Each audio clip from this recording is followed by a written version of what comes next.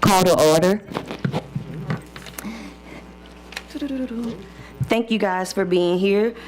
We have our recognitions that are about to take place Thursday, January 16th, 2025, 4:30 p.m. And our first recognition will be the Southern University's Marshall Brennan Moot Court winner, and we have Mr. Wells here to make that presentation. And would you come forward, Mr. Wells? Mr. Blue. Oh, well, Mr. Blue gonna give it.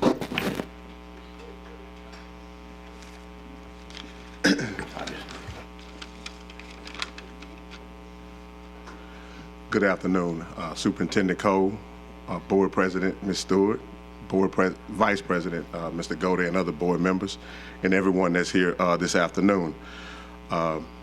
Through a partnership this year with Southern University Law School, Broadmoor Senior High School Law Fellows participated in the Marshall Brennan Moot Court competition in November. Students from Southern Lab, Baton Rouge High, Scotlandville High, and other schools participated in the mock trials. This was our first year participating in the competition, and one of our students won first place overall in our first year competing. Ladies and gentlemen, I would like to introduce and recognize Ms. Abby Alvarado for her outstanding work and dedication. She will be competing in the national tournament here in March here in Baton Rouge. Ms. Abby Alvarado.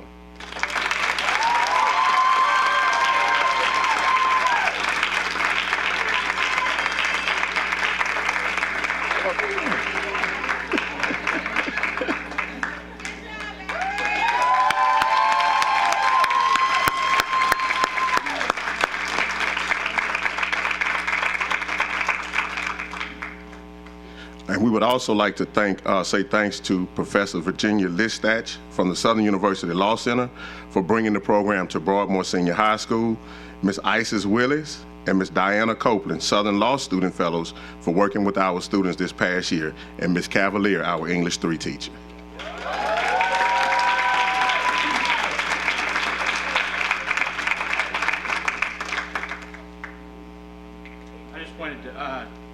Ms. Alvarado, we're really proud of you, and I don't think people can appreciate how difficult that is to do, and to be really skilled at being persuasive. And everybody has an opinion about something, always thinks they're right, but to be able to argue your point and back it up with facts is very difficult, and that skill will serve you well no matter if you're an attorney or any job you do. And speaking of which, are the other debate team members here? Or, oh, just, okay. All right, well, I'll leave the rest of them for you. These are superintendent's medals for participation and for your success in the moot court competition. Thank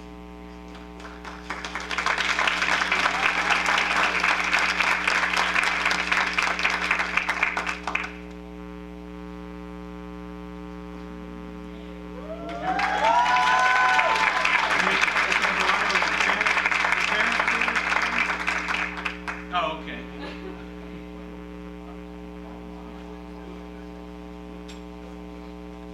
I don't want to mess up.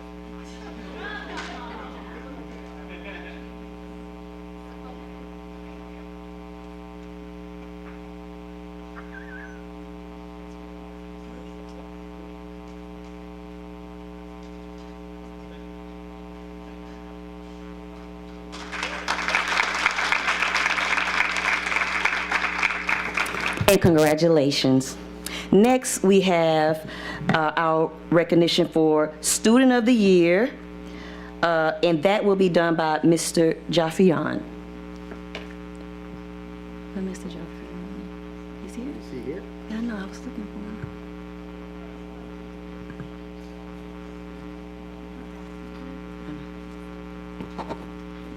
for him. Well, okay, so Mr. Jaffian might be running a little late. So let's go to our Teacher of the Year, New Teacher of the Year, Mentor Teacher of the Year, and that will be done by Ms. Lands.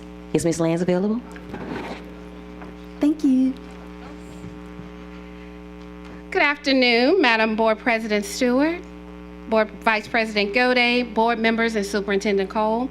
That's always a hard thing to say, guys. It's an honor to stand before you today to recognize and celebrate the exceptional individuals who make a profound impact on our school district, our students, and our community as a whole.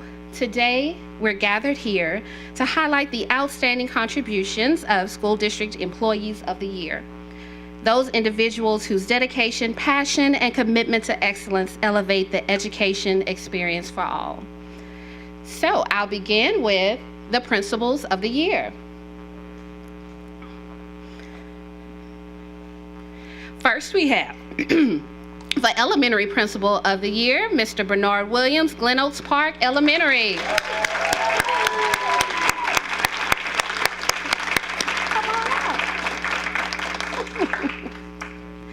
Go ahead, face your audience.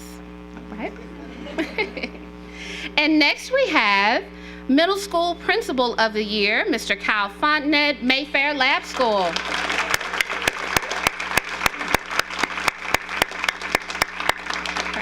Get together like you love each other now.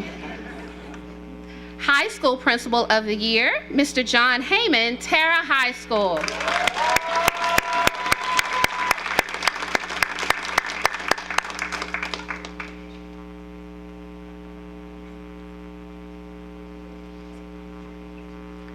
Would y'all like to stop at each category?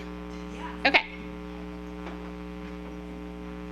I don't have any entertainment in between. I know y'all looking, I'm not gonna do it. Nope.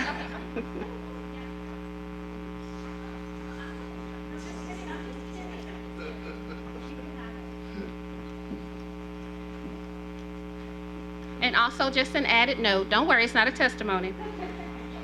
These winners will also be moving to the district level, to the state level as well.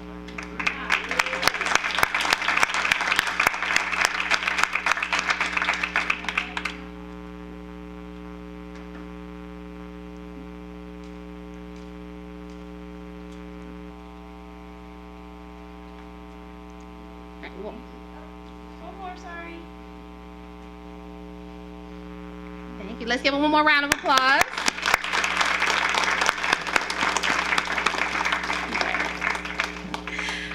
Next, we have our District Teachers of the Year. For Elementary Teacher of the Year, Miss Angel Carter, Capital Elementary.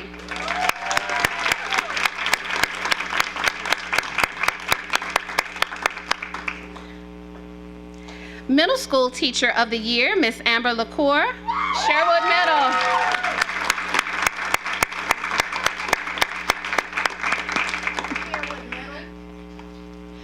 I knew not to say no applause in between. I knew it. High School Teacher of the Year, Mr. Christopher Frazier, Baton Rouge High School. Thank you for standing in as his representative. Would you like to announce your... No, don't worry. Mr. Frazier's at the state, all-state orchestra competition with our students. Tell him he's not getting extra points, okay? Y'all ready? Pictures? Okay.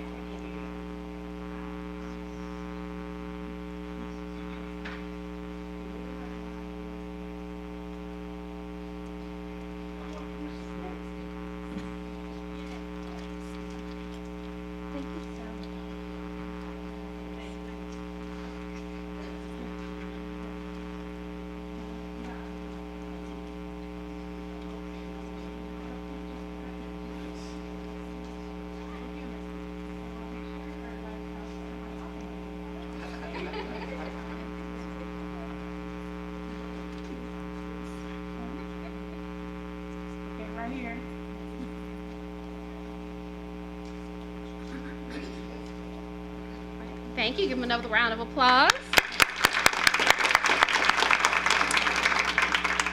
Next, we have our new Teachers of the Year, lovingly called our Rookie Teachers of the Year. First, we have Miss Kelsey Nettles, La Belle Air Elementary. And these are our 0 to 1 year teachers. Middle School New Teacher of the Year, Miss Nia Kareem, Capital Middle School.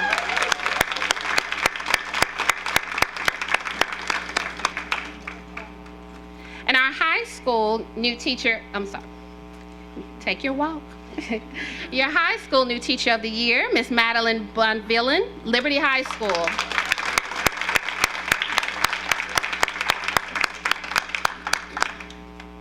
All right, board members, come on, get your steps in now.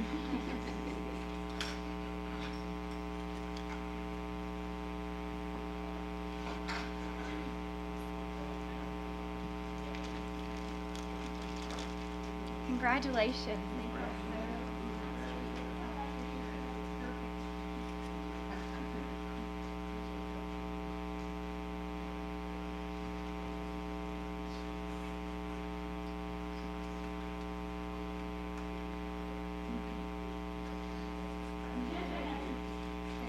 Oh, yeah. I just want to thank all of you for taking the step in your life to devote it to education of our children. It's great to see such bright new faces, and I hope you have a very long and lovely career in education. And we're so glad to have you as part of the EBR team.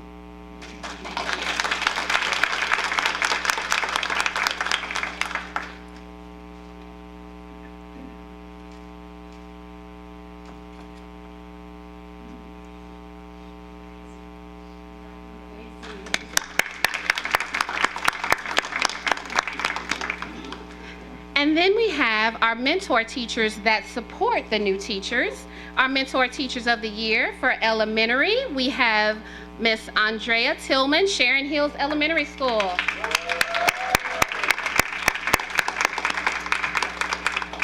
For middle school teacher of the year, Miss Jamie Woolfolk, Crestworth Middle.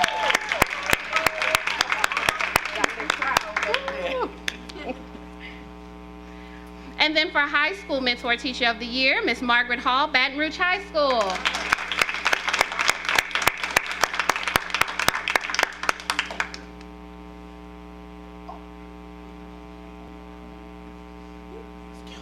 I want to get in the front. Excuse me. Smile. All right.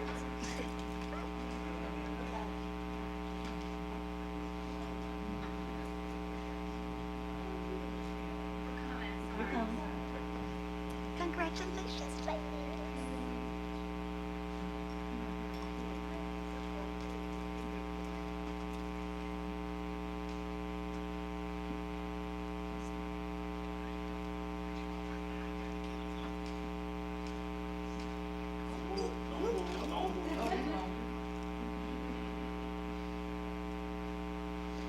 All right.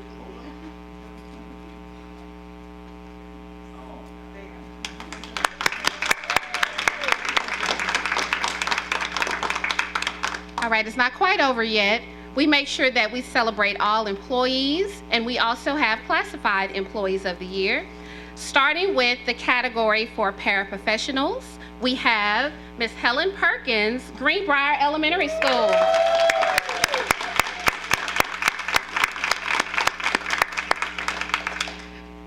And just to add a little tidbit, all of these winners were nominated by their peers.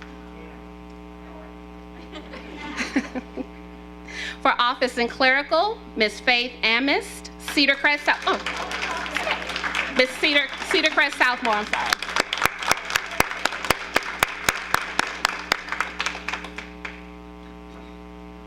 For child nutrition, Bobby Kimball works with CNP at Sherwood Middle.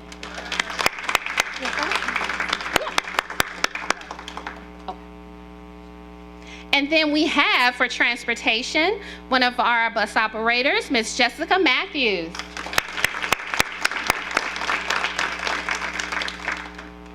For maintenance, one of our HES team members, Shalom Barrow for Southeast Middle.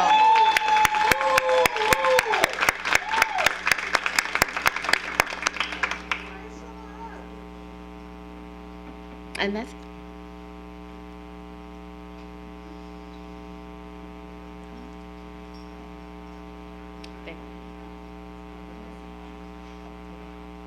they weren't able to attend.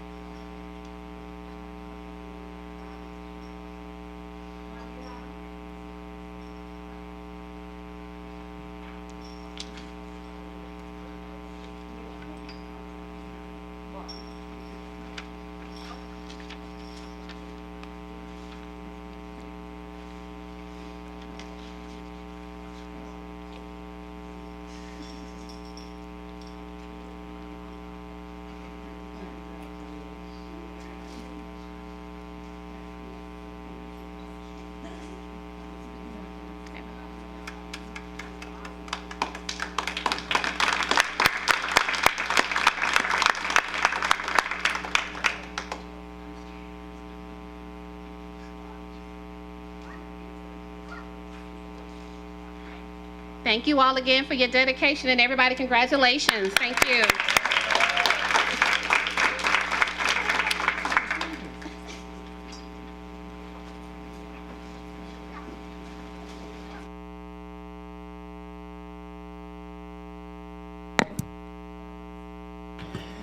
And I want to say another congratulations to all of our staff that was recognized today. Thank you guys for all the hard work and dedication that you have given to our district. And last but not least, we have recognition from our VIPS program, which is be conducted by Ms. Miller. Hi, good evening, esteemed board members, President Stewart, Vice President Gaudet, and Superintendent Cole. Today is my honor to recognize a truly outstanding educator and community partner who has made a significant impact on the students in EBR. Today we are shining a spotlight on Miss Kylie Altier, the founder of Read with Kylie and a remarkable advocate for literacy. Miss Altier is a first grade teacher at McKinley Elementary School and was recently named the 2024 Teacher of the Year.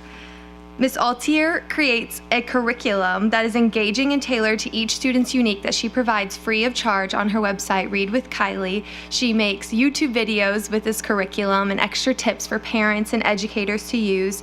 And she creates reading kits that are packed with educational resources that help make reading fun and educational for our students. The generous donation of Kylie Altier of these reading kits to our VIPS volunteers has been a game changer as we have tutored students that have been recommended by their teachers across EBR. These kits have equipped our volunteers with multiple resources to enhance students' literacy skills, and they have been an invaluable tool. Through her dedication to literacy, Ms. Altier has helped to create a lasting impact on our volunteers and the students we serve. We are incredibly grateful for Ms. Altier's commitment to education, her generosity in supporting our VIPS programs and volunteers, and her tireless advocacy in and outside of the classroom. On behalf of volunteers in public schools, we would like to recognize Ms. Kylie Altier and Read with Kylie as our outstanding partner. She has a few words she would like to say. I just wanted to say a few things because when she sent me this email, I literally laughed out loud because I should absolutely be recognizing them. So volunteers in public schools since I moved to Louisiana has been such a huge part of my life here. When I moved to Buchanan and didn't know how to start a garden, Volunteers in Public School is here and built me a whole new garden. When I have students who are struggling to read, Volunteers in Public School is there and ready to have kids get some one-on-one time. When I was finished putting the finishing touches on my outdoor classroom and running out of manpower, Volunteers in Public School is there to put all the finishing touches on. And then when I realized 1,000 reading kits was a lot more than I bargained for, Volunteers in Public School sent people to help me put them together. So I'm so appreciative for everything that they do and the work they do in our EBR schools. They truly just make me as a teacher realize I'm not alone and we're all in this together. So thank you so much for recognizing me, and I feel like you guys are the ones to be recognized today. So thank you. And I just want to make it clear that Ms. Altier was named the state Teacher of the Year, not just EBR Teacher of the Year. Congratulations. Miss Kylie, you know, yes, yes, yes, and yes again. You all, I challenge you to pull her aside and hear her testimony. It is one that is truly amazing. Thank you so much for your work. Congratulations.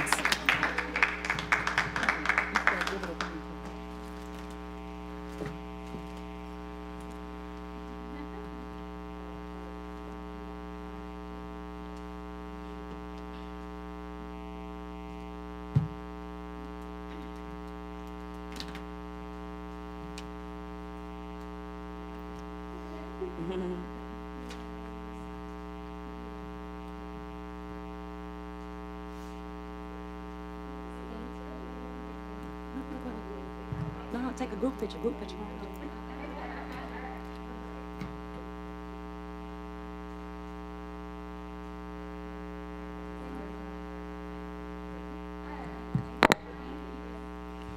And that concludes our board recognitions, and we will start our meeting promptly at 5 p.m.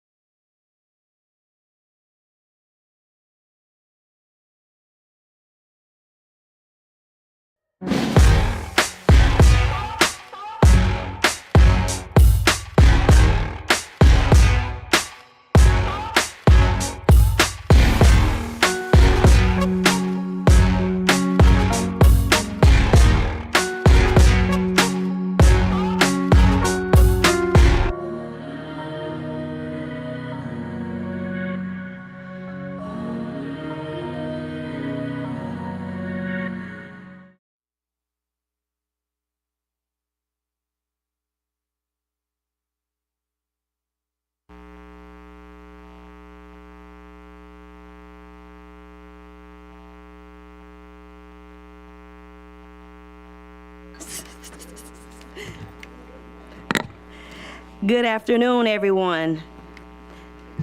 Thank you. Today we are here Thursday, January 16th, 2025, 5 p.m. We have our regular board meeting. We have our invocation and pledge. The invocation will be led by school board member Emily Sule, and Cadet Second Lieutenant Makai Matthews will lead the Pledge of Allegiance from Estruma High School, accompanied by Senior Army Instructor Lieutenant Colonel, retired, Stephen W. Johnston. And that will be in assist with Paul Lewis. Will you please stand? Let's pray. Father, thank you so much for the privilege it is to serve the kids and families of East Baton Rouge Parish. Thank you so much for the teachers and the staff and the students that we were able to recognize, and for the way that they have made our community proud. In this meeting, may our hearts align to what you would like for the kids of East Baton Rouge. Thank you again for the privilege it is to serve, and for our families that are struggling.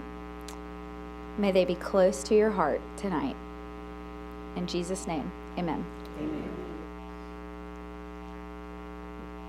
Madam President, board members, Superintendent Cole, and fellow citizens of East Baton Rouge Parish, it's my honor and privilege to introduce this motivated young American behind me.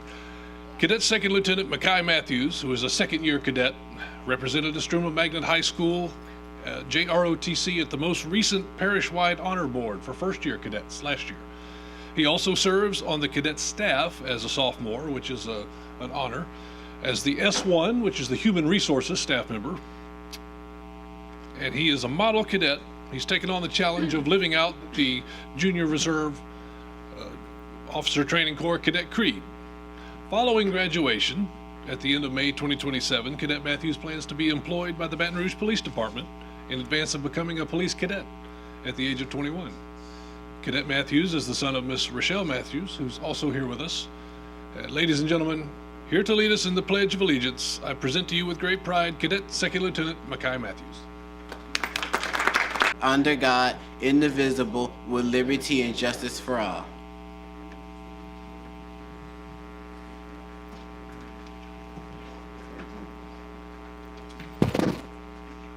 Mr. Makai, come back up. Right up, right. How are you? First of all, thank you so much for joining us today and for leading us in the pledge. On behalf of District 3 and the entire East Baton Rouge Parish School Board, I would like to tell you thank you, congratulations, and thank you in advance for your service and for committing to the service of our community. Thank you so much.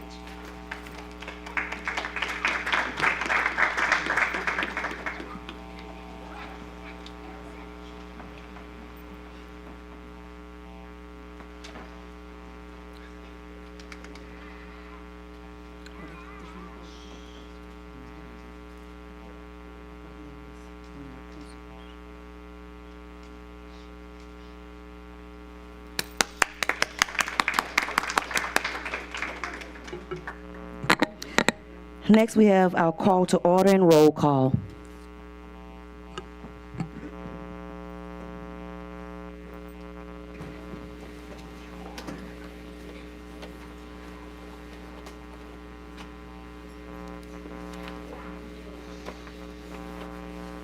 District 4, President Stewart.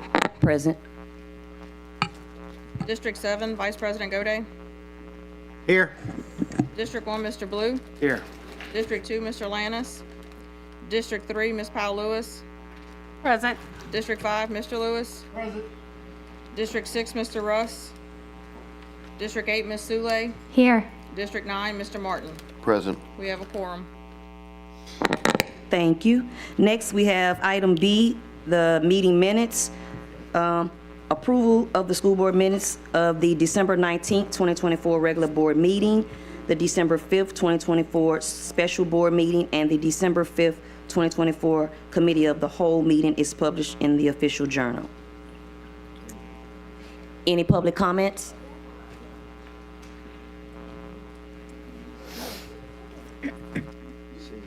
Seeing none, are there any board comments? Oh. Request to speak. Mr. Blue? Oh, okay.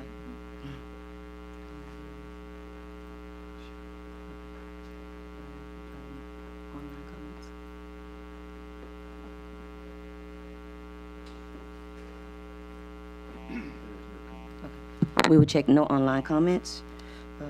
Is there a motion? Move approval. There's a motion by Mr. Martin. Is that second by Ms. Lewis Powell?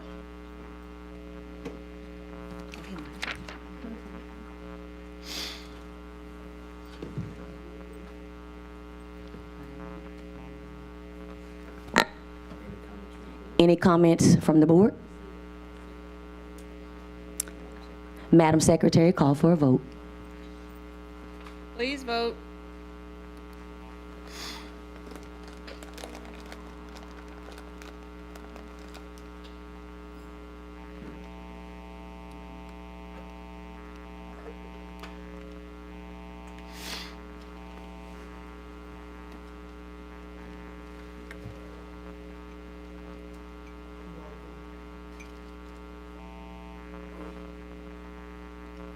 Roll call? You want to do a roll call? Madam President, may we do a roll call vote? Yes, do a roll call. District 1, Mr. Blue. Yes. District 3, Ms. Powell Lewis. Yes. District 4, President Stewart. Yes. District 5, Mr. Lewis. Yes. District 8, Vice President Gode. Yes. District 8, Ms. Sule. Yes. District 9, Mr. Martin. Yes. Motion carries. Okay, thank you. Moving along to item C, information only. Number 1, monthly financial report. Any board comments? Okay. Item 2, personnel changes. Any board comments? Okay, moving right along. Item D, receive as information only. Update from our superintendent. Thank you, Madam President. Congratulations again. And good afternoon and Happy New Year to all of you who are here with us for the first time this year.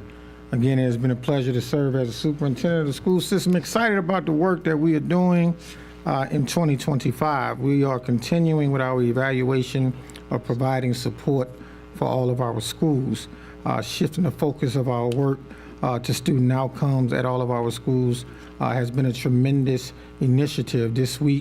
Last week we were at Baton Rouge High School visiting with those members of the faculty and the student body and learning more as much as we could about what is happening in our schools. This week we had a delightful visit at Broadmoor High School.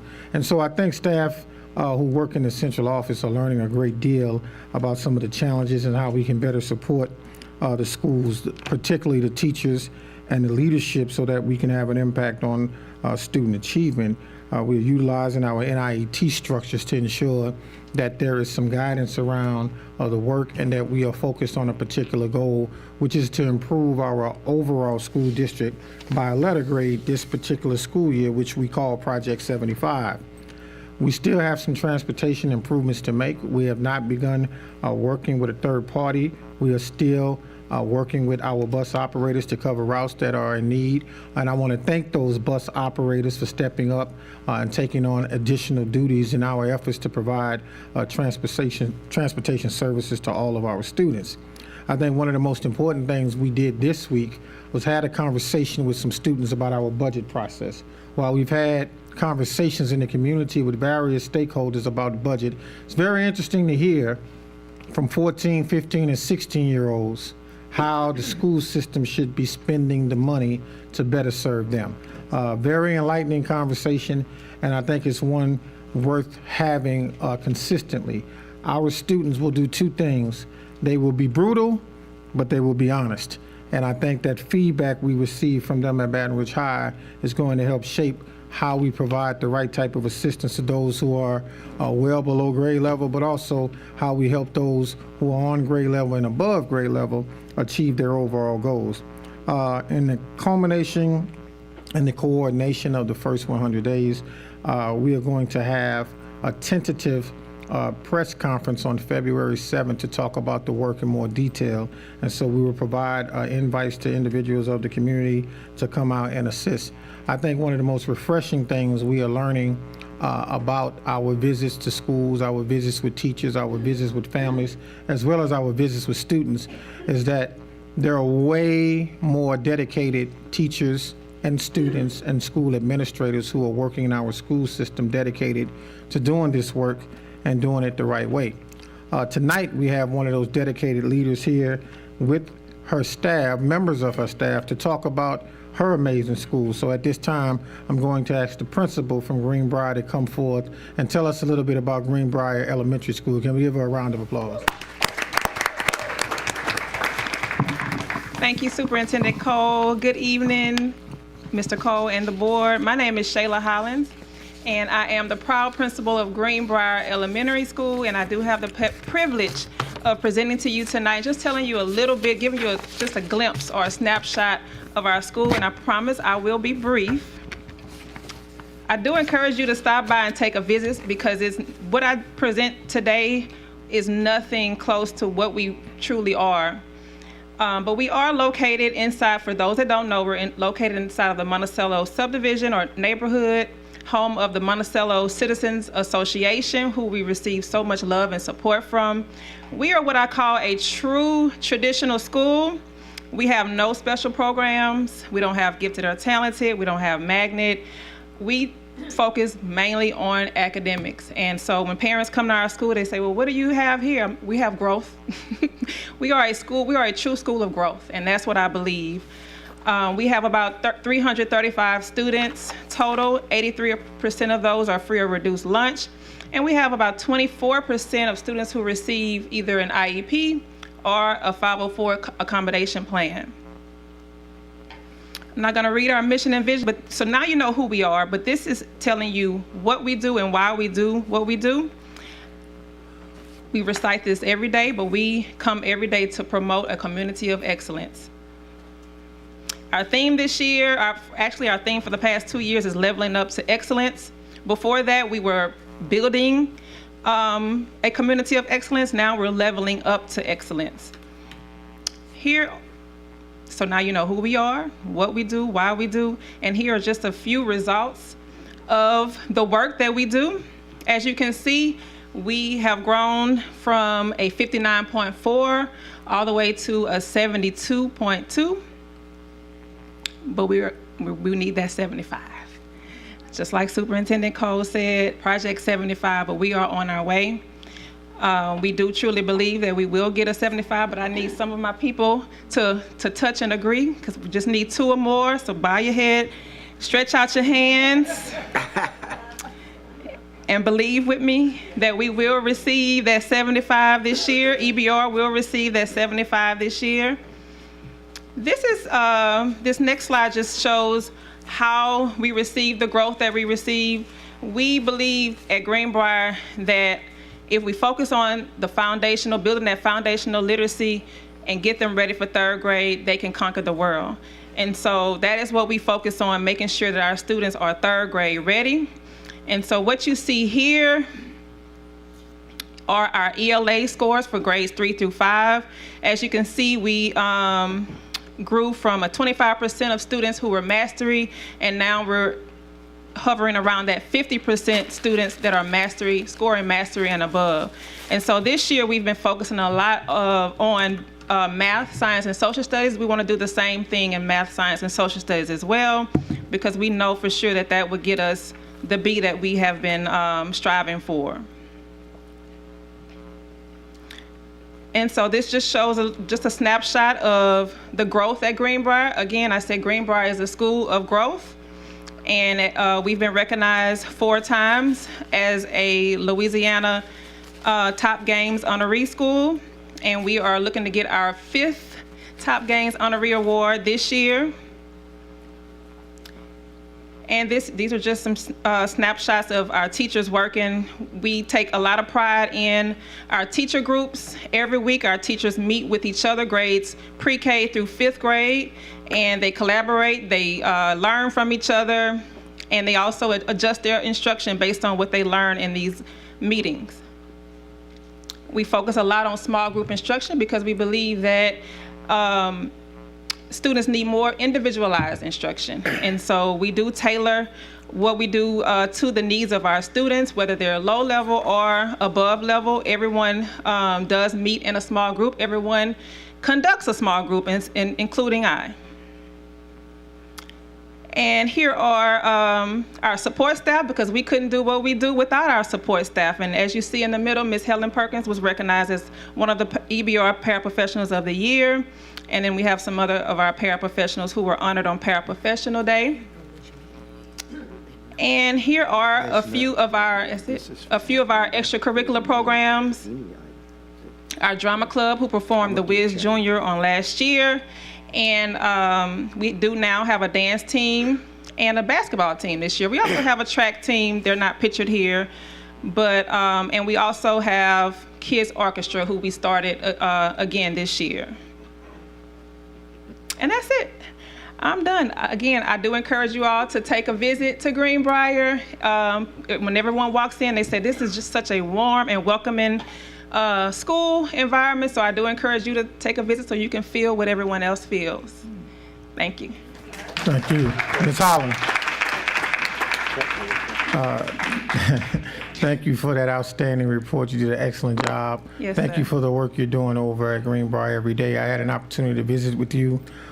Very clean institution, a lot of great things happening in the school, and so I would encourage those of you, not only on the board, but those of you in the community who are not aware of some of the great things happening in Monticello at Greenbrier, to go and visit. I popped up, as I pop up at schools every single day, and asked to walk around and see what is happening in the classrooms with our teachers and students, and so I was extremely impressed. So kudos to you. Other board members may have some questions or comments. I want to give you your flowers while you can smell them, so don't leave the podium. Thank you. Mr. Gode? Yes, excuse me. Thank you very much, and thank you for all of your time and efforts, and in particular, thank your staff for all the good work that they're doing, because it's very encouraging to see the types of gains that you're doing. One question I have is, can you describe, are there any special programs that you're doing at your school that can help lead to these gains? The only special program that we have right now is our excellent autism program. We have about 10 students with autism, but other than that, we do not have any other special programs. That's great. And you're totally open enrollment. There's no magnet component. No magnet, no gifted.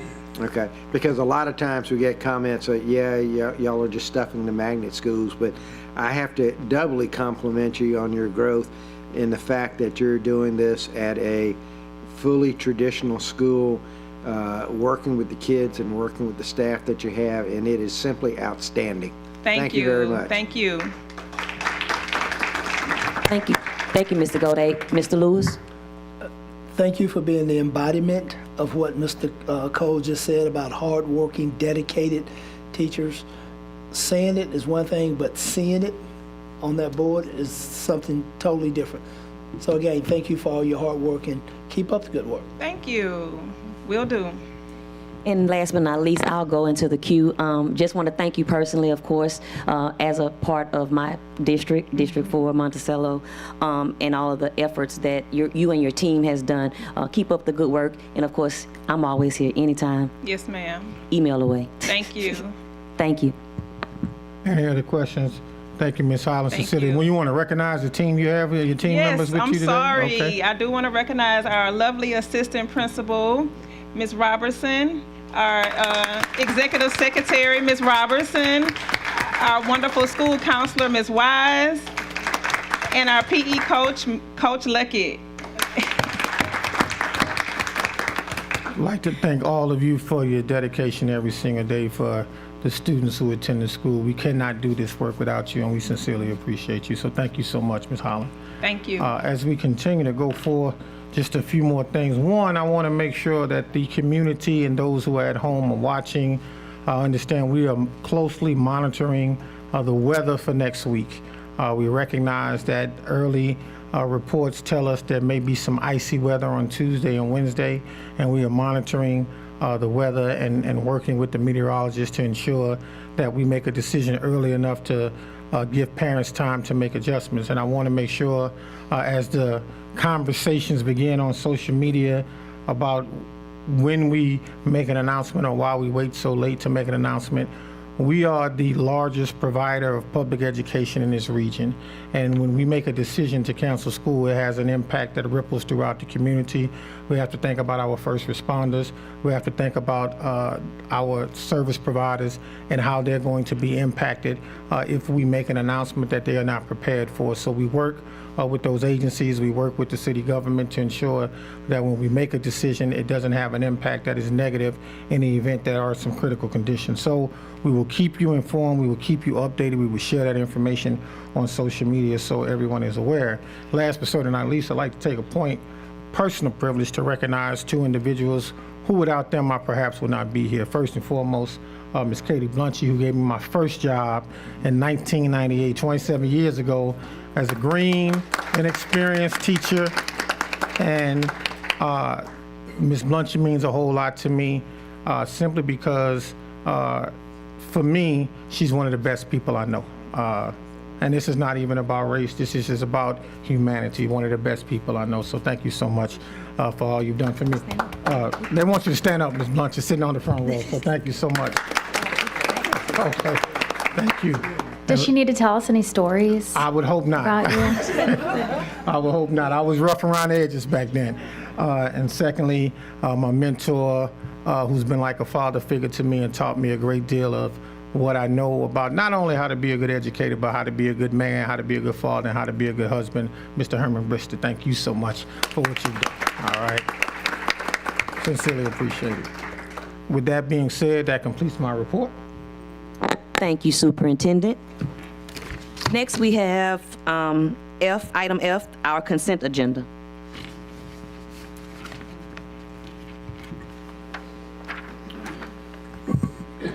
The following items are to be approved as part of the consent agenda items and are considered to be routine and will be enacted with one motion. There will be no separate discussion of items unless a board member so requests, in which event the item will be removed from the consent agenda and considered as an item on the regular agenda for a separate vote preceding the last item on the regular agenda.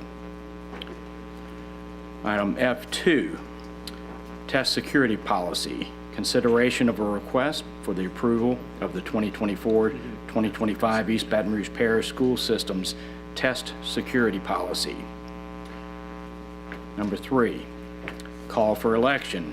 Consideration of a request for the approval of a resolution calling to call for election of the renewal of the property taxes on May 3rd, 2025.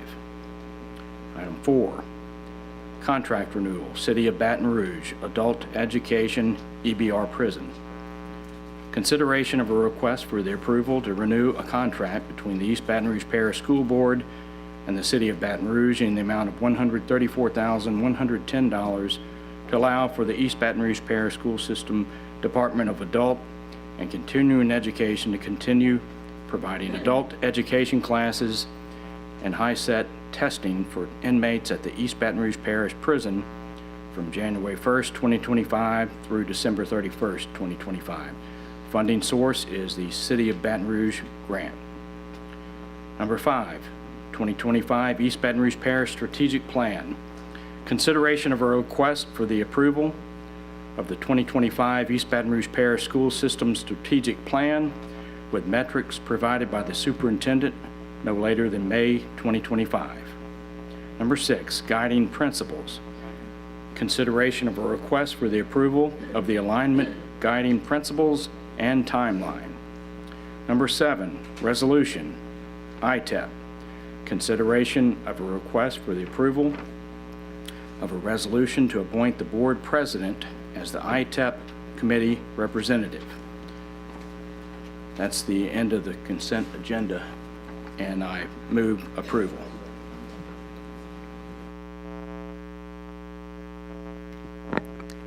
Is there any public comment on the consent agenda? Got a public comment? You can come forward. Good afternoon. My name is Darrell Dorsey, parent at Woodlawn High School, and I see that we have test security policy. I'm not sure what that is pertaining to, but since security is in there, that's what I'm here to talk about tonight. Today, Woodlawn High School, we had a gun on campus. This is not the first gun this year. This is the second. I come here as a parent and as a concerned parent, as a PTO, and all the parents at Woodlawn High School, we upset, we're tired, and our kids should be afforded the same luxury that you all have in this office right here. Because if it's a luxury to be safe and secure, why aren't our kids in the school system afforded that same luxury? I get scanned in every time I come here. Can't get to you or anybody else back there because you have to be buzzed in to get to the superintendent. Our kids are the most important people in this district. They're the reason every one of you on this board and everybody that works in the school system have a job to educate our kids and protect them. And when I say protection, it's not the parents. We're supposed to tell our kids, but when they get on your campus, you all are responsible for them. And let me tell you something. There was no understanding today. You had a lot of parents. You had over 300 parents out there waiting for their kids.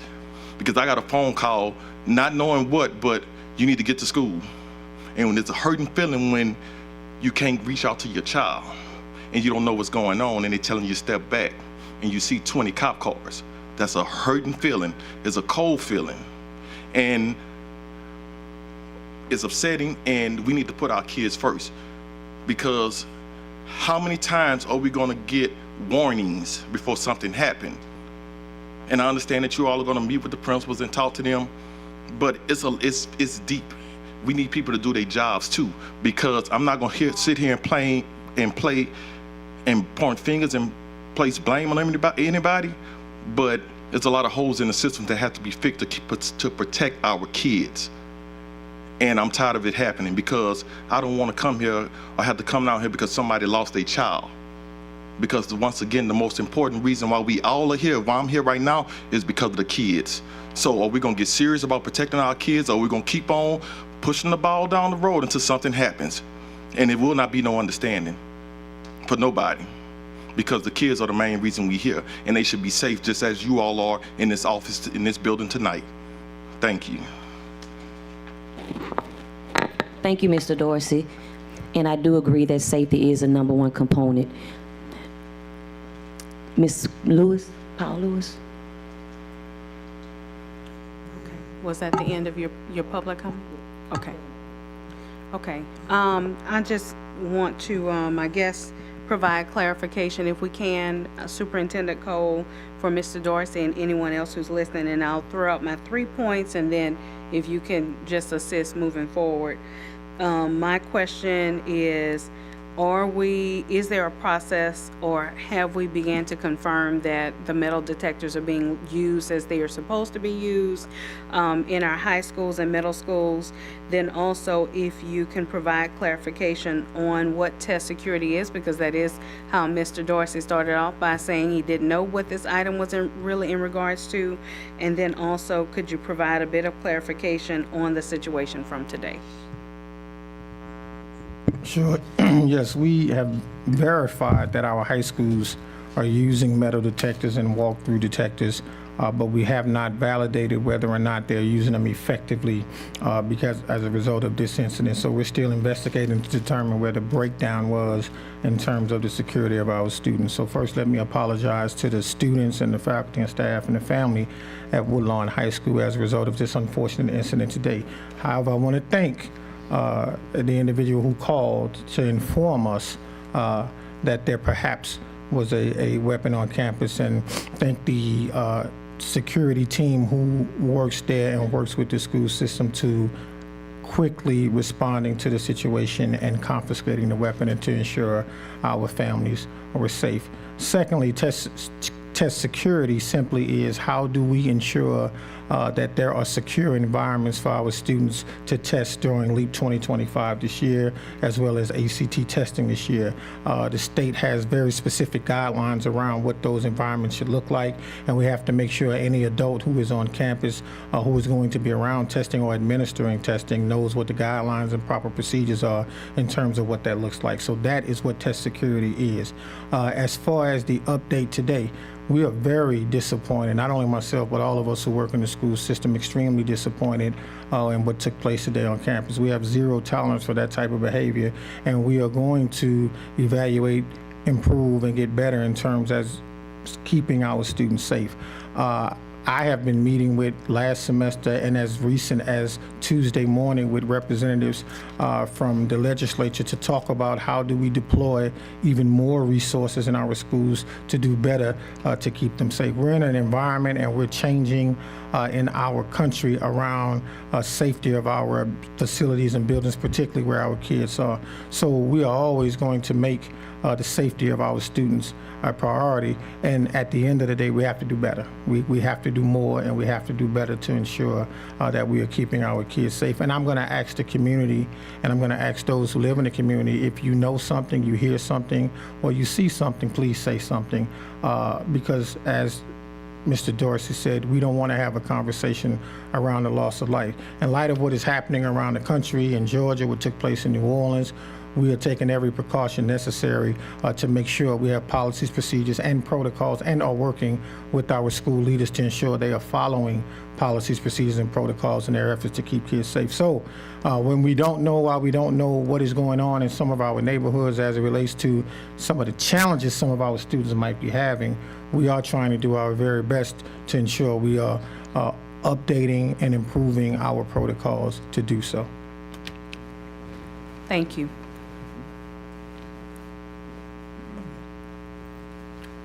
Okay, thank you, Superintendent. Are there any items that the board would like to pull and separate from the consent agenda? Okay. With that being said, do I have a motion? Mark has moved to approve. Is there a second? Second by Coach, I'm sorry, Coach Lewis.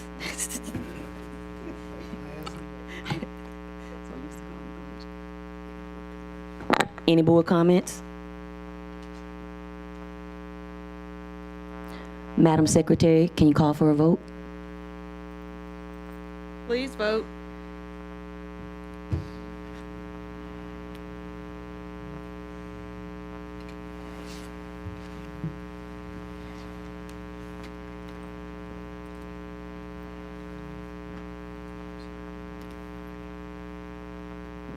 The motion carries.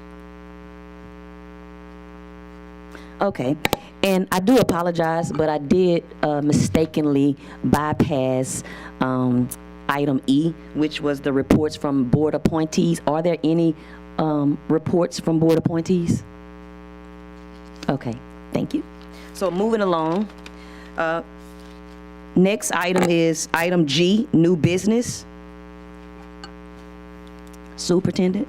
At this time, we have engaged the support and help of Ms. Katie Blunchy, a 5-year veteran in the school system. As you can tell, she's only about 22 years old and has worked in our school system to help us with navigating the charter school process. And so at this time, I'm going to ask her to come forward and share some information.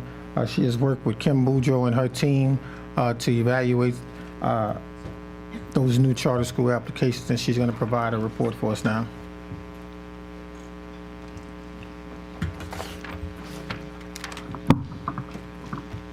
Thank you, Mr. Cole, for your very kind words. I do appreciate it. Good evening, President Stewart, Vice President Goday, members of the board, Superintendent Cole, and to our viewing public. I'm Katie Blunchy, and I'm pleased to serve as your third-party evaluator for charter school applications.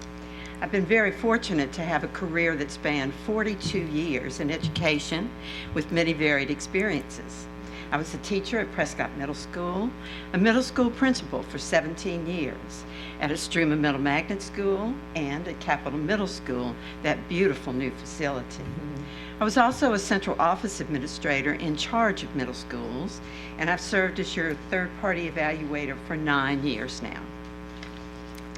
Let's begin tonight's presentation by talking about the process I use to evaluate the applications. Because, ladies and gentlemen, the process is so very important. It's important in order to be fair to each applicant, in order to comply with Bulletin 126, and in order to align the evaluation process with the Department of Education. The evaluation itself consists of the application review using the rubric designed by the LDOE, the interview, and the interview responses. In the application and interview process, the team looked at 5 major areas on the rubric for experienced operators.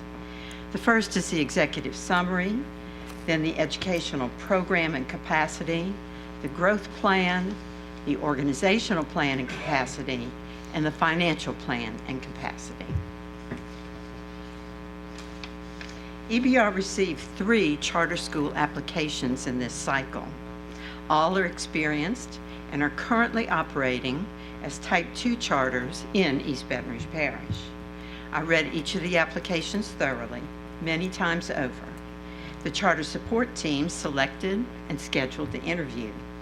The applicants were interviewed on December 11th and December 12th.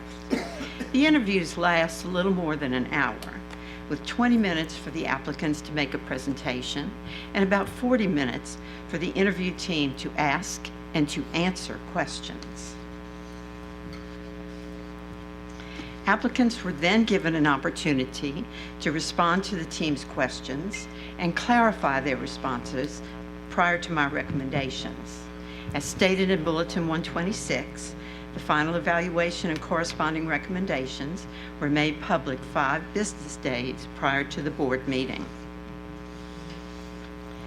The interview team had the charter application rubric, which is adopted by the LDOE to guide their questioning, the same rubric that I would use in the evaluation. After the interview, I compiled comments from the discussion in the rubric, and if there were any follow-up questions, they were sent to the applicants, and their responses were folded into the evaluation recommendation. The Charter School Interview Committee consisted of Christina Anderson, Sherry Elson, Beverly Tate, Erica Jones, Bianca Brumfield-Williams, Melvin Hollis, Dr. Daisy Slan, Dr. Janet Harris, Stacy Dupre, I know I'm going to get this one wrong, Maricel Savachon, Glenn Sherman, Kimberly Ringgold Boudreau, Amy Norsworthy, Joni Sam, and Dr. Rodney Coates. As you can see, the team had expertise in charter schools, curriculum and instruction, governance and management, and finance. So to the interview team, many thanks for your very valuable service to this important task. In keeping with the theme of process, I want to assure the board that the evaluation was handled with integrity, professionalism, as unbiased as I know how to be, and as knowledgeable as I know how to be. I'd like to take this opportunity to publicly thank the applicants. They were very professional, very knowledgeable, and they submitted any information that I asked from them in a timely fashion. And now, ladies and gentlemen, for the final recommendations. After going through all of this process, I recommend that you deny the applications for collegiate academies and deny the application for GEO North Baton Rouge Elementary and GEO North Baton Rouge Upper Elementary. Now, Ms. Stewart, if it meets with your approval and the board's approval, I'd like to give you a brief summary of why I arrived at these decisions. Sure. Thank you. Each of you received a packet. The first few pages of the packet is the final recommendation to the East Baton Rouge Parish School Board, and that's the document that I'm going to read from now. After that, you'll find the rubric that I used. And in the rubric, that's about 30 pages long, there are 3 sections. The first is the section that tells you what guides the information. The next is the indicator that I used from the rubric, and the last is the evidence that I found in the application. So our first application is from Collegiate Academies. They are applying for a Type 1 charter. They would serve the district of East Baton Rouge Parish. They plan to open in year 2026. Grade configuration at start would be grade 9. Grade configuration at scale would be grades 9 through 12. Enrollment at start would be 160 students. Enrollment at scale is 640 students. The mission of Collegiate Academies is to build world-class public schools that prepare all scholars for college success and lives of unlimited opportunity. Collegiate Academies currently operates 6 schools, all of which are Type 2 charters. Abramson Psi Academy, G.W. Carver High School, Livingston Collegiate Academy, and Walter Cohen High School all reside in New Orleans. Collegiate Baton Rouge is located on Lobdell Boulevard, and Collegiate Academies also operates Opportunities Academy, which is designed for students between the ages of 18 and 22 years. The school focuses on building functional skills to increase students' independence and employability through working student jobs and practicing life skills. Collegiate Academies originally requested a Type 1 charter with 160 students in grade 9 at start and 640 students in grades 9 through 12 at scale. The proposed school plans to offer individualized supports that enable all scholars to achieve their most rigorous levels, a standards-aligned and responsive curriculum, instructional techniques based on real-time data, and a deep commitment to equity and excellence. The school performance score for Collegiate Baton Rouge in 2023 was a D, 58.1. Assessments were rated as an F. Their progress rating was a B. Their ACT score was an F, their graduation rate was a C, and their strength of diploma was a B. The school performance score for Collegiate Baton Rouge in 23-24, school performance score was a D, assessments were an F, progress rating was an A, ACT rating was an F, the graduation rate was a D, and the strength of diploma was a 72.5. Collegiate Academies, because it educates college-bound students, does not offer Jump Start 2.0 pathways. Collegiate Academies writes its own curricula in some instances, and it's not necessarily Tier 1. In a conversation with Collegiate after December 19th, when I submitted these documents, the Collegiate Academies team indicated that they were also interested in being considered for a Type 2 charter. The current Collegiate Academy schools are a Type 2 charter. According to Bulletin 126, and I quote, the applicant must apply for a Type 1 or Type 3 charter to the local school board in whose jurisdiction the charter school is proposed to be located and has been denied by the most recent application cycle, as evidenced by a motion of the local school board for Bessie to consider applicants for a Type 2 charter. So that says if they want a Type 2 charter, they must be denied by this school board before they can take their application to Bessie. For these reasons, I respectfully recommend that the East Baton Rouge Parish School Board deny this application. Ms. Blanche? Yes, sir. Before you go to the next one, we want to stop with that one to see if we have any comments. Yes, ma'am. Public comments. Are there any public comments as it relates to item G1? Board comments? Okay, there's one. Mr. Godey. Thank you. Are there any representatives from Collegiate here? Okay. Well, you might not be able to answer this question, but I don't believe that the Collegiates in New Orleans are type 2s. Okay, I'm sorry. I believe because New Orleans, I don't believe has any type 2 charters. I think New Orleans are all type 1 charters. Okay. And I think the Collegiate Baton Rouge is the only type 2 charter they have.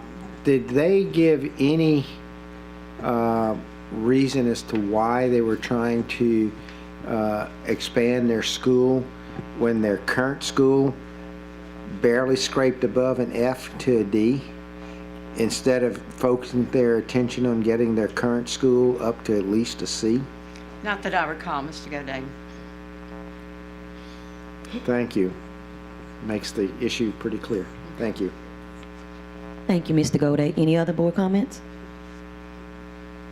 Okay, you welcome to continue, Ms. Blanche. Thank you.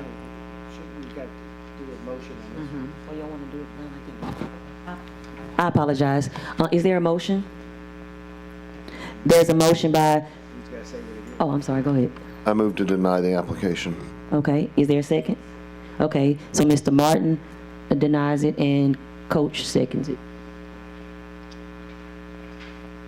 Any comments? Okay, Mr. Godey. Yes, I would just wonder if the maker of the motion and the second would accept a friendly amendment to say that this board should write a letter to Bessie outlining the reasons or stating that we think that Collegiate should focus on improving their current school before coming and trying to get another school. Because what happens in the Bessie, because I've been talking about this for years, in the Bessie process, the local school district basically has no voice as you go through it. There are strict procedures and outlines about consultations between the applicant and Bessie and things like that, but nowhere does the views of the local school district that made the first pass at this, nowhere is that included succinctly in the process. I think they try to do it as it comes around and try to get some comments, but it's just a thought. I'm not going to die on that hill at all, but I think some kind of way we ought to make a formal declaration to Bessie that we don't think that this is the school that should get another school until they provide the progress and the scores of what in the school they have today. Thank you. Thank you, Mr. Godey. Next we have, oh, I'm sorry, you want to, okay, I'm sorry. Mr. Godey's requested a friendly amendment. My concern with that, and I'm not saying yes or no, Mr. Godey, my concern with that is that each board member may have a different reason for why they want to deny it. One may feel they're marginal and need to do better before they come. Another may feel, hey, they asked to be denied, I'll deny them. And so I wouldn't want us to have to spend a whole lot of time discerning exactly what the board's wishes are. Thank you. Good point. Thank you. Coach Wade? Ms. Powell, Lewis Wade. Okay. Okay. All right, so any other board comments? Nope. Okay. Madam Secretary, can you call for a vote? Please vote.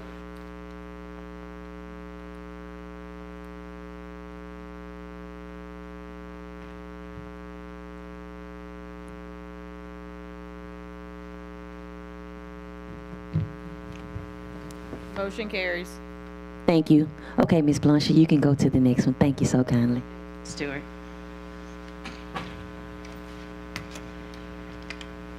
The next applicant is GEO North Baton Rouge Elementary School. They have applied for a Type 1 charter, but they are requesting a Type 2 charter, and they made that known at the interview. They would serve the district of East Baton Rouge Parish. They plan to open in 2026. The grade configuration at start is kindergarten and first grade. The grade configuration at scale is kindergarten through fifth. Enrollment at start would be 180 students. Enrollment at scale would be 540 students. The mission of GO North Baton Rouge Elementary School is to provide all children with a quality education regardless of race, income, and zip code. The vision of the proposed school is to provide a student-centered, content-rich educational model utilizing a personalized and competency-based approach to learning to close opportunity gaps beginning in elementary school and prepare low-income students to begin college coursework on college campuses as early as 9th grade. The application for the proposed school lists 4 academic pillars: blended learning, strategic human capital management, effective instructional practice, evidence-based curriculum. In order to achieve this model, the proposed school will use a 4-part strategy: blended learning, TAP programming for educator excellence, Teach Like a Champion, teacher effectiveness strategies, and Tier 1 curriculum. GO Academies operates 4 schools in Louisiana: GO Prep Academy, grades K through 8, GO Prep Mid-City, Greater Baton Rouge, also grades K through 8, GO Next Gen High School, grades 9 through 12, and GO Prep Baker, grades K through 4. According to the LDOE, the school performance score for GO Prep, that's K through 8, in 2023 was a C, assessments were a D, progress rating was an A, and in 2023-24, the school performance score was a B. Assessments were a D, and a progress rating was an A. Also, according to the LDOE, the performance scores for GO Mid-City, which is K through 8, for 22-23 were school performance score of C, assessments D, and a progress rating of A. In 23-24, the school performance score was a B, assessments were a D, and the progress rating was an A. During the interview held on December 12th, the GO Academies team indicated that they wanted to be considered for a Type 2 charter instead of a Type 1 charter. The current GO Academy schools are Type 2 charters.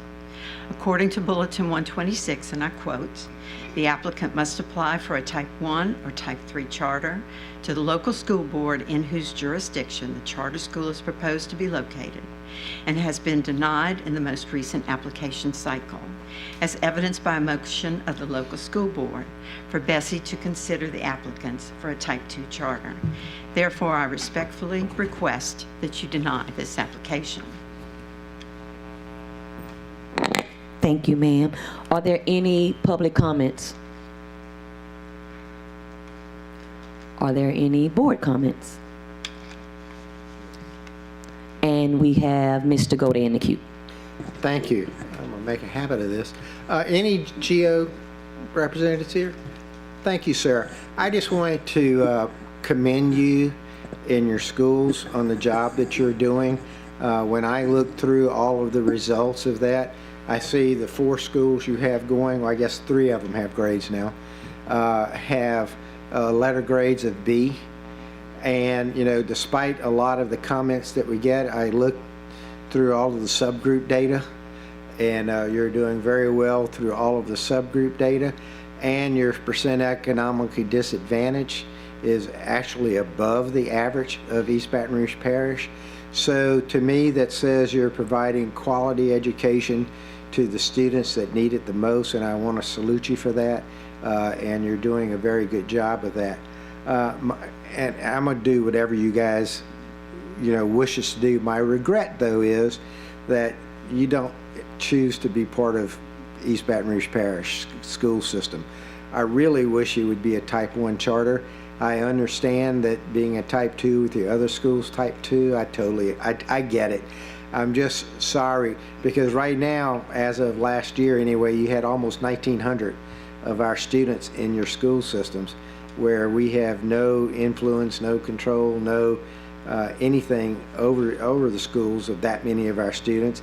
And we're denied the opportunity to interact with your schools, to understand how you are achieving the results you are, and hopefully be able to mimic some of those and bring those into our school system. So with all of that, I just want to congratulate you and salute you and your staff and your team for the work that you're doing, and really request that you really try to work with us so we could try to emulate some of the things that you're doing and understand how you are achieving the success that you are. Thank you. Thank you, Mr. Gode. Mr. Lewis? Thank you. I want to pivot back just for a second to the last application. Okay. Reading that application was almost comical when you look at their scores. I agree with what Mr. Martin stated about the letter to Bessie, and I agree with Mr. Gode. Maybe those a rabbit hole we don't want to go down. But when a charter school is entrusted with our children in public funds, and they perform the way the previous applicant, when they perform the way Collegiate performs, and they have the audacity to ask anybody for another charter, I'm not even gonna say what I would say. I mean, it just didn't make any sense. But when we have direct run schools that perform bad, underperform, we can take action. We can change leadership. We can put programming in. We can do a lot of things to address that direct run school. But when you have someone who operates under a contract and they don't meet the terms of that contract, then the audacity to come before this board and ask this board or Bessie board, any board, and ask for the right to educate children, you got to wonder what they're drinking. I mean, I'm reading this thing today, and I had to call Miss April, and I'm going, what is this? It was an insult that you would ask this board or the Bessie board to give you a license to educate children when you're doing a miserable job educating the ones you got. But on the other side of that coin, you got Geo doing a wonderful job. So, Mr. Gode, I wish they were type 1s too. But in the spirit of charter schools, now correct me if I'm wrong, Ms. Blanche, in the true spirit of charter schools, there was supposed to be a what's the word I'm looking for? A consortium. If they were a type 1, they were supposed to work with the district. These are programs that are working here. You can use these, see how they would intermingle, if you get my point. But because of lines that were drawn in the sand around here a couple of decades ago, that never even happened. And it's a dang on shame. It's a dang on shame that GEO can be doing a great job that they're doing, and they can't work with us. And also, it's a shame that schools like Wham or Westdale or McKinley Middle Magnet can't work with some of the type 1 charter schools around that grade configuration who are doing wonderful things. I understand the business of the business of the business of education, but it's about children's lives. And if you just focus on putting people in chairs and cashing checks, you don't need to be in business, period. And if I'm sitting up here, for however long I'm sitting up here, if someone has the audacity to come to this board with numbers like I just saw from the other guys, I'm not even calling their names, Collegiate, you're gonna get embarrassed, because I'm gonna call it like I see it. Thank you. Thank you, Coach. Mr. Martin? Thank you. I want to agree with Coach Lewis on most of what he said. You know, we have not had, over the past 20 years, as he notes, in my view, the healthiest relationship between our traditional schools and our district and our charters. I think We have collectively as a board, since I took office, been making good strides to say we need to change this. We need to hold charters accountable, certainly. We also need to hold ourselves accountable to not be putting needless bureaucracy or shortchanging them in different areas. And I certainly commend my colleagues and Superintendent Cole for the leadership he's displayed in his 7 months or so on the job. So with that said, I move that we deny the application. I'll second it.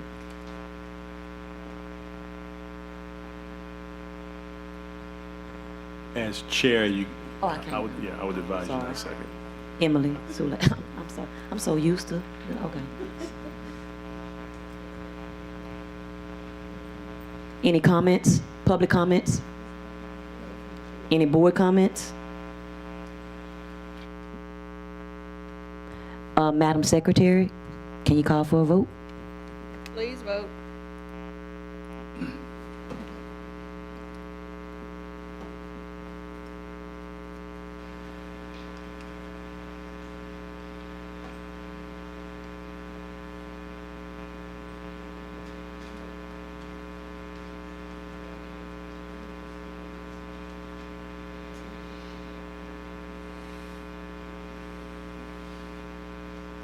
The motion carries. Thank you. Ms. Blanchy? Our last applicant is GEO North Baton Rouge Upper Academy. Their home district would be East Baton Rouge Parish. They applied for a Type 1 charter, but they are requesting to be a Type 2 charter. They would serve the district of East Baton Rouge Parish. They would open in 2026. Grade configuration at start is 6th and 9th. Grade configuration at scale is 6th through 12th. The enrollment at start is 210 students, and the enrollment at scale is 750 students. The mission and vision are the same as I read for the previous school. GEO Academy's academic model includes 4 major programmatic elements or pillars.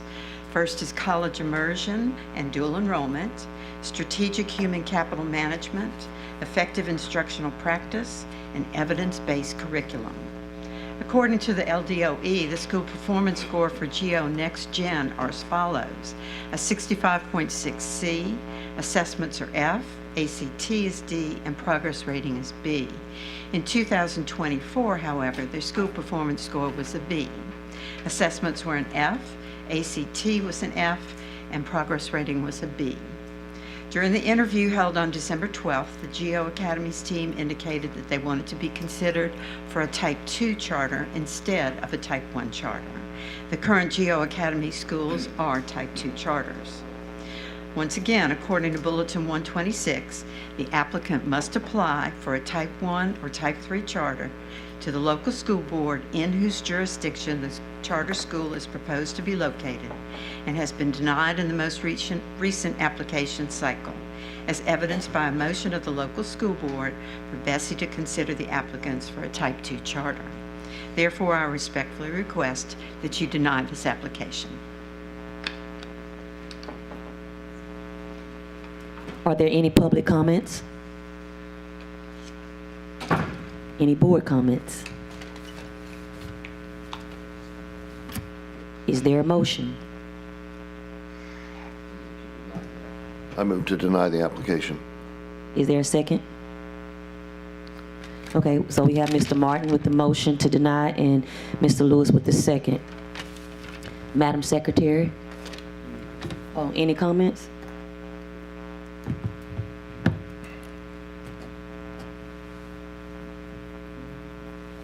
Madam Secretary, can you call for the vote? Please vote.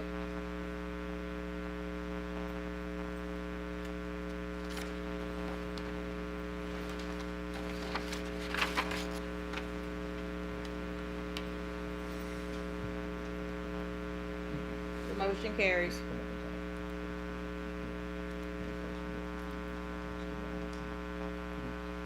Next, we have number 4, charter renewal from CSAL. Is there someone to come up and speak on that? Thank you so kindly. Mr. DeJuan Johnson, I think I know this gentleman just a little bit. I have no bias to this renewal at all. None whatsoever, Mr. Gode. But I do want to say to you, Mr. Johnson, thank you for your leadership over the last 27 years of CSAL's existence. And personally, thank you for your leadership and allowing me to grow, develop, get better, and work with you for the past 22 years. I appreciate your friendship, the brotherhood, and look forward to our continued efforts. But I don't have a vote on this matter tonight, so good luck. Yes, sir. Yes, sir.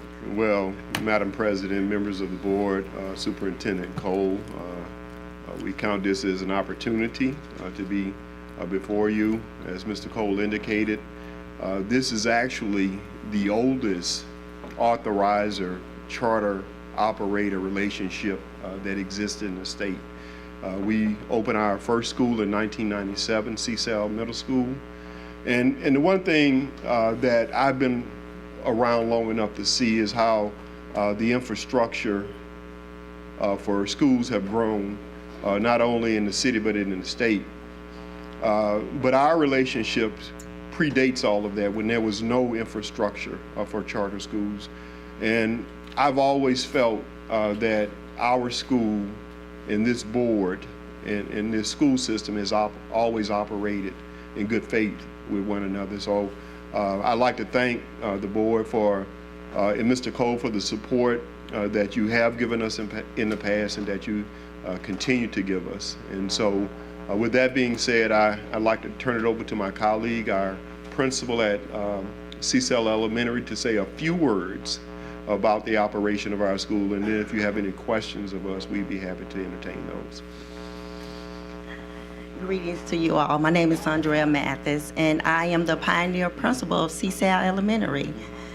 I would just like to say that we are working very hard to move our school. We are right now currently a C, and we have a lot of great things going on. For an example, our 5th grade student has just been nominated Regional Student of the Year, and the year before, our 5th grade student was selected as Student of the Year. I would just like to say that it's been a learning experience working. This is my first time working with a charter, and Mr. Johnson has been very supportive, and I would just like to say thank you all for allowing us to be a part of EBR as a Charter 1. Thank you. Are there any comments from the public? That's a G3. That's G. Let's see something.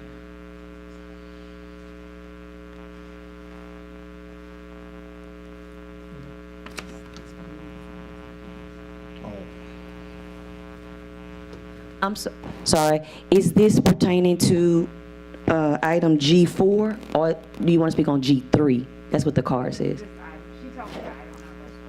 Oh, okay, G. No, I know, but it's G4. It said G3. I'm sorry. Okay. Miss Storm Matthews would like to speak. Sorry, I'm on a different meeting on my computer, so I was dependent on April. So y'all know normally anytime it's a charter school, I'm gonna get up here and I'm gonna say absolutely not, because I'm pro public education and I do not like charters ever, except for this one. This is the only one that I'm gonna get up here and I'm gonna say yes. This is a homegrown, this is one we'll agree on, Patrick. This is a homegrown, they are not for profit off of our children. And I absolutely agree with, look, mine ain't even looking at me. They are absolutely working with our kids and in the best interest of our children, and what they can do to better our kids. And I 100% support the work that they are doing and their counterpart are doing.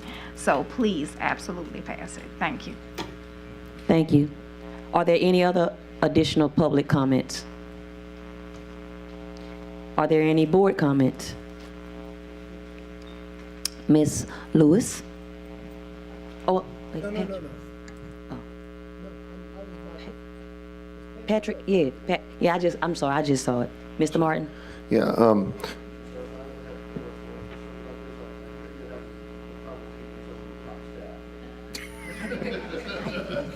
No, like I said, this is a mutual working relationship, and so we're happy to share. no, thank you very much. It's a great school. I'd like to move approval of the renewal application. Thank you. Second? Yeah, he made the okay. So Mr. Martin made the motion and Mr. Lewis second. I'm going to make a recommendation at the prompting of one of our board members. The superintendent's recommendation is for 3 years in line with policy. If the motion could just reflect the renewal for 3 years. Yeah, all right. I move that we approve the application for a period of 3 years. Thank you. The renewal. Okay, and Mr. Martin approved it for the 3 years, and Mr. Lewis seconds that. Okay. Do you still want to comment, Mr. Lewis or Miss? Okay, Miss Paul Lewis. Well, I'm just going to comment that my colleague stole my thunder for CSAL that is within my district, and I wanted to make the motion that we renew their charter, but I will follow along with them, and I waive. Thank you. I'm happy to withdraw the motion and let my colleague make it. Okay, thank you, guys. All right. So is that all the comments? Yeah, I just want to say, keep up the excellent work, Ms. Mathis and Mr. Johnson. Are there any other members of the team with you you'd like to acknowledge today? Yeah, we have, from what I see, 2 other members of our team, Ms. Monique Bellard, who's our assistant principal at CSAL Elementary, and Dr. Herman Brister, who's our chief academic officer. Thank you, guys. Madam Secretary, can we call for a vote? Yeah, Mr. Martin and then Mr. Lewis. Please vote.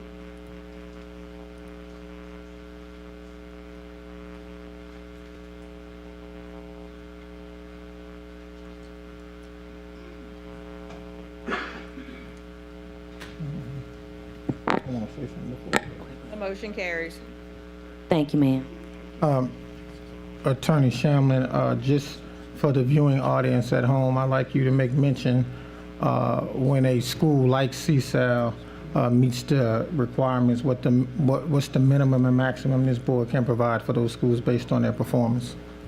Yes, so all of that's laid out in the policy adopted by the board back in 2019. In the case of a school with a C, it's a minimum of 3 years, and then it goes up from there. If you have a B and an A, there's a minimum of 4 years, and then if they meet all requirements, additional requirements, they can get an additional 2 or 3 years based on the maximum additional requirements they meet under the standard. So it starts at 3 years with a C, and then it goes up from there. Thank you so much. Thank you, Superintendent. Next, we have item 5 under G, which is Basis Mid-City. Is there someone here? No. Yeah, we got a celebrity in the house, the principal from Basis. You can come forward. Yeah. They got like 260,000 followers on Instagram. TikTok, millions of views on TikTok. Mr. Lamb. Hi, Madam President Stewart, Vice President Godet, thank you for having us. We are so proud of the work happening across Basis Baton Rouge and specifically our Mid-City campus. Our students, our faculty, our staff had an excellent year this past year, and we saw growth in the school from a school performance score of a 57 all the way to a 76, and moving the school from a D letter grade to a B letter grade. The campus had some of the highest gains across the state of Louisiana, and we are so proud of our hardworking faculty and staff. We have incredible teachers at the school, the families, all the support we get from the families and the hard work of the students. It was really a true celebration when letter grades came out, and we're so proud of the team. Thank you, and we're so proud of you guys too. Thank you for in educating our students, and all the hard work that you do is really, really, really appreciated, and we thank you. Are there any public comments?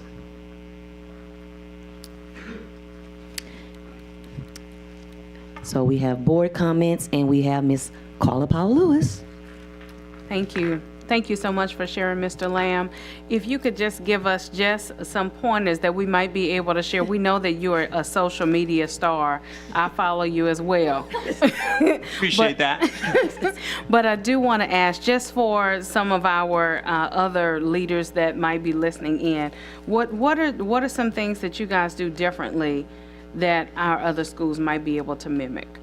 Sure. I think the biggest thing is that our teachers are really focused on getting all of our students to and above grade level. And I think one of the ways that we do that is just our team provides excellent intervention. So regardless if you're a student who's coming in a couple grade levels behind, or if you're already coming in on grade level, our teachers are doing a lot of small group work, a lot of individualized instruction, really to meet the targeted needs of the students. One of the things that we did at the Mid-City campus this past year was we had the first hour of the day was targeted intervention, where every single teacher across the school, the administrators also taught small groups, and it was just really all hands on deck to support whatever the needs of the students were. So that was one of the things that we saw.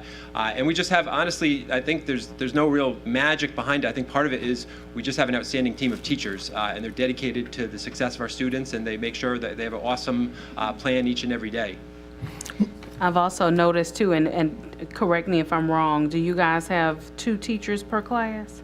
At the lower grade level, yes, in K through 3rd grade. Although last year, with where our enrollment was, we actually had a 1-teacher model at Mid-City campus last year.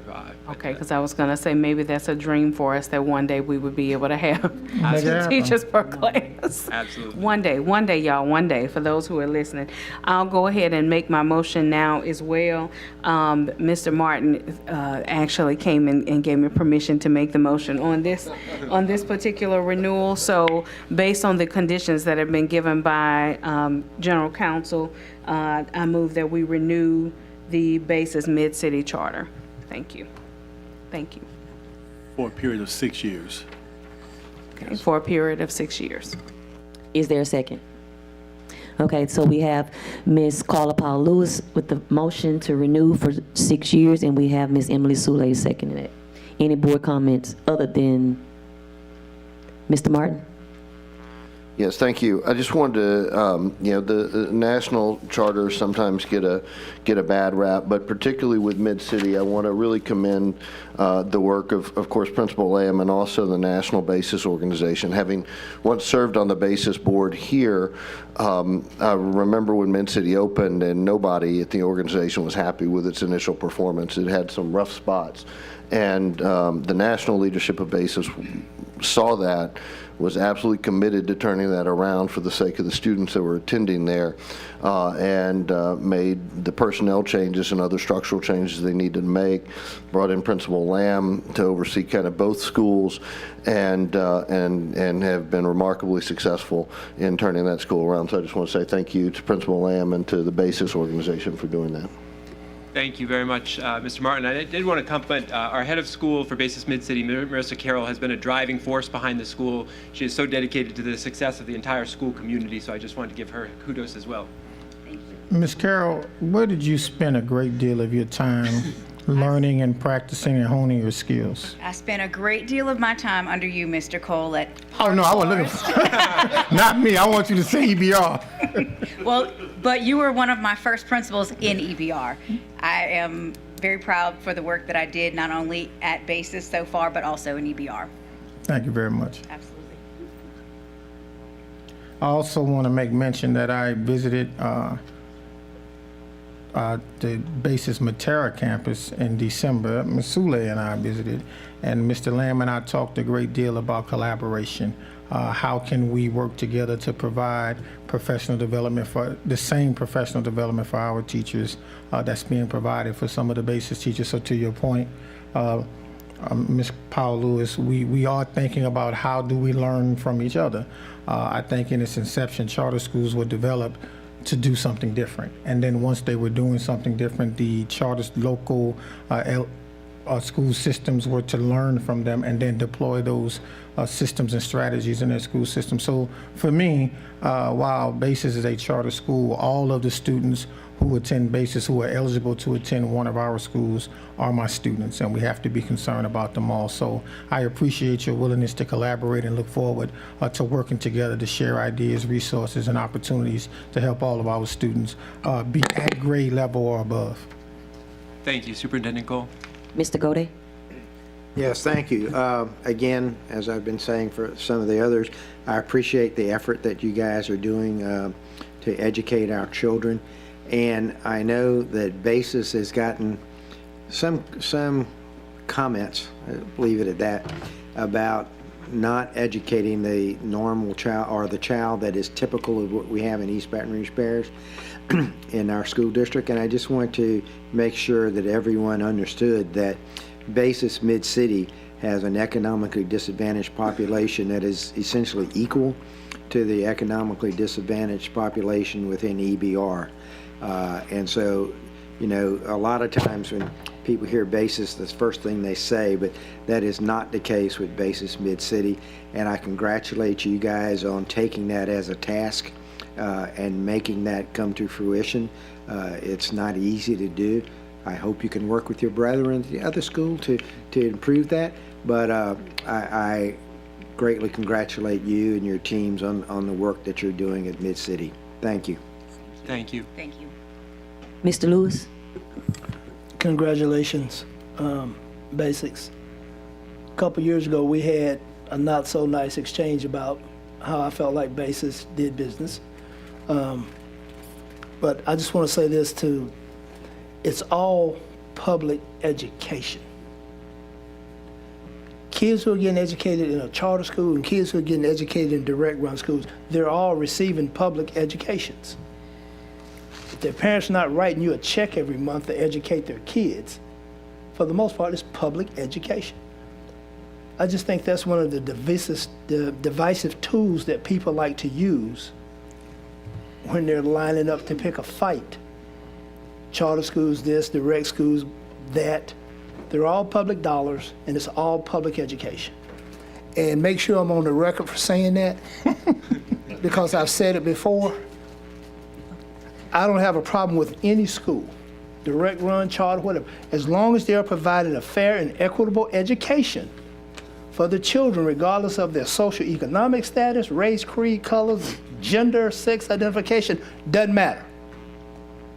As long as they're receiving a fair and equitable public education, I'm all for it. Again, congratulations. And I'm gonna come see you. Thank you. Let's go Thank you, together, Mr. Lewis. Coach. Let's go together. And thank you for being a type 1. Is that all the comments? Okay. Madam Secretary, can you call for a vote, please?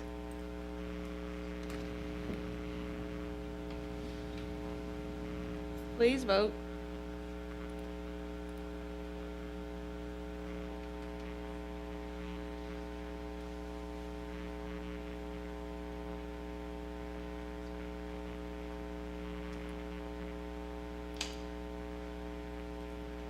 Motion carries. Thank you, ma'am. I just want to take a step back. I did realize our screens had to be updated for the public comments online. There was a public comment for item F4, which was the contract renewal for the City of Baton Rouge, the Adult Education EBR Parish, by Ms. Trinetta Williams. Let's continue supporting this program as it plays a vital role in reducing recidivism rates. Moving forward, please provide more demographic information about the participants. Let's work to ensure participants have all the necessary tools to improve graduation rates whenever feasible, given any restrictions. Enhancing graduation rates should remain a priority. Then there was one last one, which was G1, which was the charter application for collegiate by the same person, Ms. Williams. Given the poor performance and history of failure associated with this charter school system in New Orleans and Baton Rouge, I do not support approving this application or any applications in the future. Moving along, the next is number 6, charter surrender. Idea Public Schools. I'll say a few comments. Is there any public comment on that?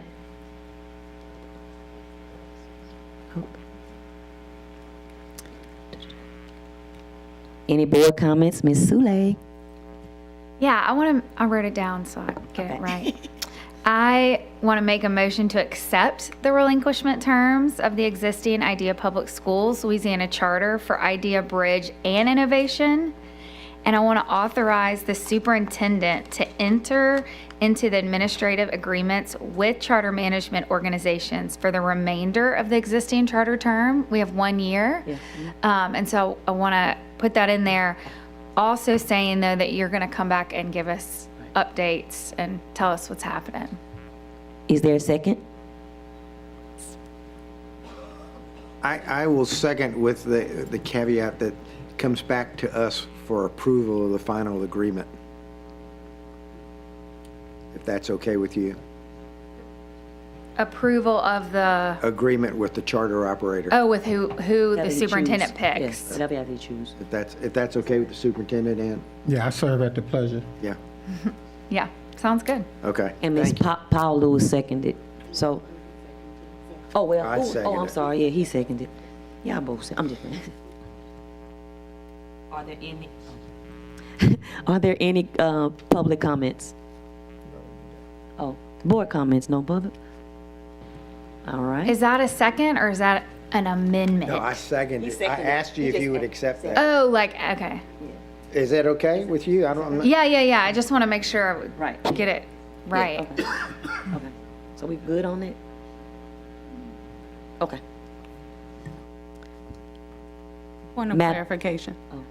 Will you ask if they To can yeah, restate that's the what I- yeah, motion, that's what I'm please? gonna ask him. Thank you.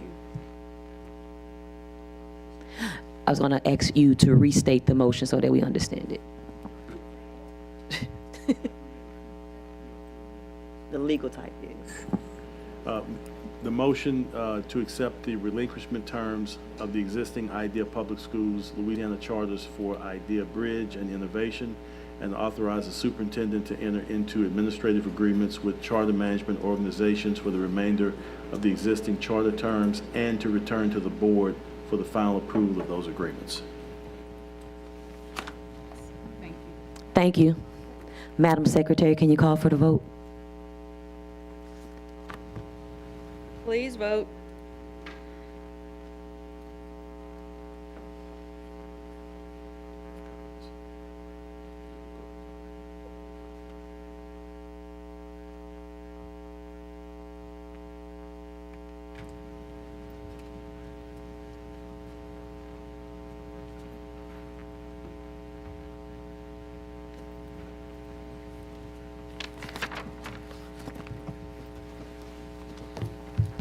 The motion carries. Thank you. We have number 7, which is the student expulsion. Board members, have you had an opportunity to review the case? Do I have a motion to hear the matter at our next regular meeting? If no motion, hearing no motion, and second, the superintendent's recommendation stands. Okay, that's it. Moving along, next we have item H, organizational items, announcements of meetings. Mr. Gode. Thank you. The Committee of the Whole will be held on February 6, 2025 at 5 p.m. in the Central Office Boardroom, and the regular meeting will be held on February 20th at 5 p.m. in the Central Office Boardroom. Mr. Gode. I move we adjourn.